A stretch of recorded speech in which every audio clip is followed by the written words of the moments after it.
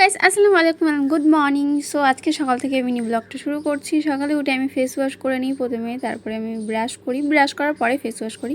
দেন তারপরে ঘরে যাওয়ার সময় দেখছিলাম যে এখানে আমাদের উঠোনে অনেকগুলো আম পড়েছে, তো আমগুলো তোমাদেরকে একটু দেখাচ্ছিলাম তুলে।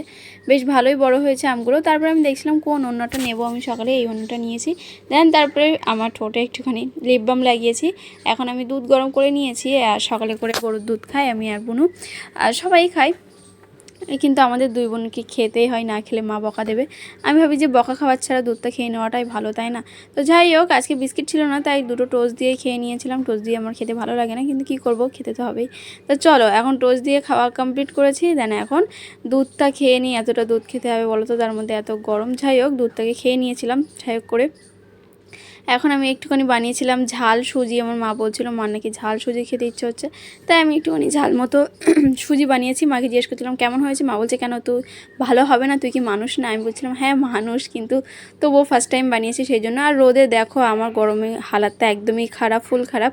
তারপর আমি গোসল করে নিয়েছিলাম। গোসল করার পরে আজকে একটু আলু ভাজা দিয়ে ভাত খেতে ইচ্ছে হচ্ছিলো, তাই মা আলু ভাজেছে আর ভাত রান্না হয়ে গিয়েছে এদিকে। তো আমি এখন গোসল করে উঠেই ভাতটা খেয়ে নিচ্ছি।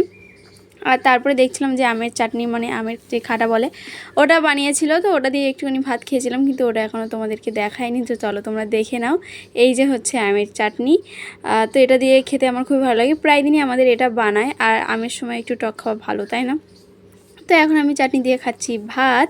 তারপরে জানি না কি করব, তোমরা দেখতে থাকো ভিডিওটা। তো চলো খাওয়াটা কমপ্লিট করি আগে। তারপরে বিকালে আমি ঘুমিয়ে পড়েছিলাম। ঘুম থেকে উঠে মা বলছিল যে পিঠে করবে, তাই আমি নারকোলটা কুড়ে দিয়েছি। আর তারপরে মা সেইটা বানিয়ে নিয়েছে, সেটা আমি একটুখানি খাচ্ছিলাম, টেস্ট করছিলাম, অনেক ভালো লেগেছে। তারপরে মা বানিয়ে নিচ্ছে এখানে পিঠে। তো দেখো, এটা হচ্ছে নারকেলের পিঠে। তো তারপরে আমি রাতের ঘুমিয়ে পড়েছিলাম, রাতে আর খাইও নি। সকালে, এটা কিন্তু সকালের ভিডিও, সকালে আমি এখন খাচ্ছি পিঠে।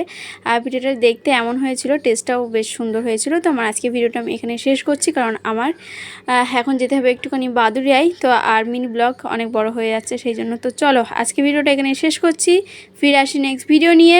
ততক্ষণের জন্য bye bye and thanks for watching. Allah Hafiz, bye bye.